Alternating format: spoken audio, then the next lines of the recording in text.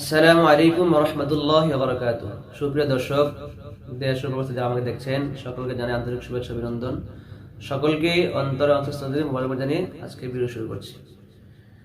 তো আজকের video topic হচ্ছে, এক ভাই প্রশ্ন করেছেন যে রমজান মাসে রোজা রেখে গার্লফ্রেন্ডের সাথে কথা বলা যাবে কিনা।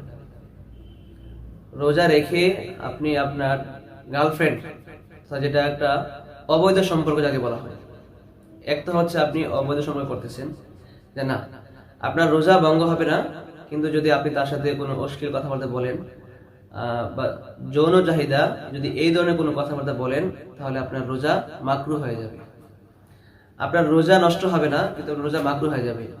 মাসালি বোঝার চেষ্টা করবেন, রোজা নষ্ট হবে না, কিন্তু রোজা মাকরু হয়ে যাবে।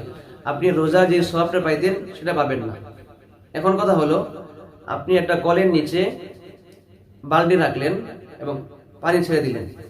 এখন আপনি ওই কলের বরাবর, কলের মুখ বরাবর বালতি রাখেন, পানি ছাড়ছেন ঠিক, কিন্তু বালতি রাখছেন একটু দূরে, কল ছাড়ছেন ঠিকই, সেটা আপনি খেয়াল করেননি।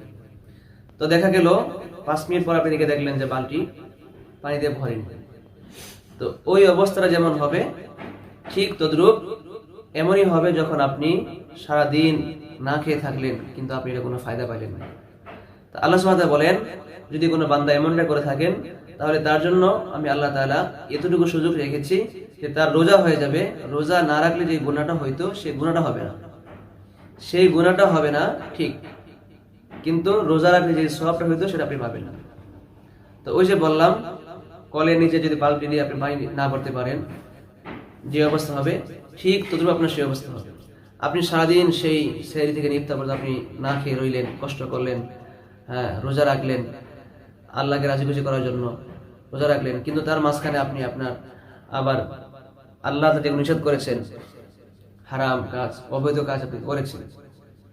একটা হচ্ছে গায়রে মাহরাম সাথে কথা বলছেন, এটা আপনি একটা কবিরা গুনাহ করেছেন এক।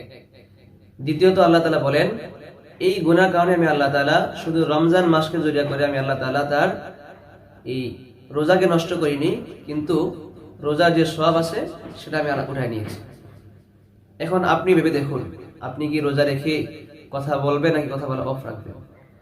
এক হাদিসে রাসূল বলেন, রোজা রেখে কোনো অপ্রয়োজনীয় কথা বলা যাবে না, প্রয়োজন ছাড়া কোনো কথা বলাই যাবে না।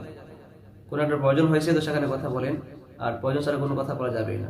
তো আজকের ভিডিও থেকে আমরা বিষয়টি স্পষ্ট পেয়ে গেলাম যে রোজা রেখে যদি কোনো গায়রে মাহরাম তথা আমাদের সমাজে যেটা প্রচলিত গার্লফ্রেন্ড যেটাকে বলা হয়, হ্যাঁ, যদি এদের সাথে আমরা কথা বলি, তো রোজা নষ্ট হবে না, কিন্তু রোজা মাকরু হয়ে যাবে। আল্লাহ তাআলা আমাদের সকলকে বুঝার এবং আমল করার তৌফিক দান করেন। আসসালামু আলাইকুম ওয়া রাহমাতুল্লাহি ওয়া বারাকাতুহু।